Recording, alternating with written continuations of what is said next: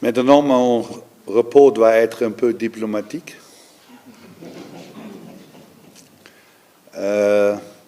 Pense tous les mots que je ne dis pas, parce que quand je dis la vérité, ça ne peut pas bon pour beaucoup de personnes. Il y a 6 joueurs qui dorment dans la même chambre, le même sanitaire, les mêmes douches. Il y a chaque membre de staff, seulement 2 ou 3 sont dans un single room. Les autres membres dorment dans le même lit.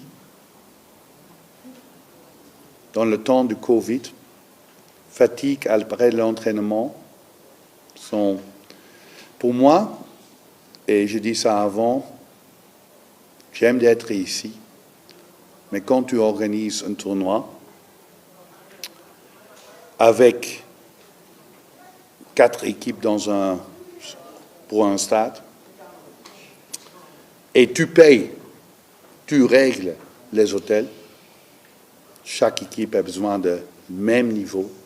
C'est un peu de respect pour chaque équipe. Parce que quand tu crées différence entre des équipes, quand les grandes équipes ont des meilleurs hôtels, des meilleures infrastructures, pas loin du stade, et les petits pays, dans les mauvais hôtels, tu crées, c'est favoritisme. C'est favoritisme. On est ici pour jouer aux pelouses et quand c'est Gambie qui est champion d'Afrique au Cameroun, ça doit être décidé aux pelouses, pas dans l'hôtel, pas la distance. Demain, on doit voyager 2h30 pour le stade.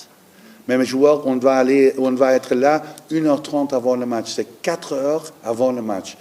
La science dit que tu dois manger 3h30 avant un match. Il n'y a pas un McDonald's pour arrêter. On ne peut pas manger le temps qu'on veut manger. Qu'est-ce qu'on doit faire? Nous sommes des professionnels. Aussi, quand nous sommes un petit pays, juste comme Malawi ou Zimbabwe, on doit être respecté. On est ici pour écrire l'histoire pour notre pays. Et j'ai des grands joueurs en Europe, mais ils ne sont pas respectés par l'organisation. Et c'est vraiment dommage.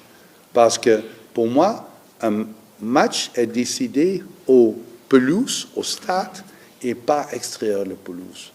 Et l'hôtel, l'infrastructure qu'on a maintenant, je travaille 14 ans en Afrique,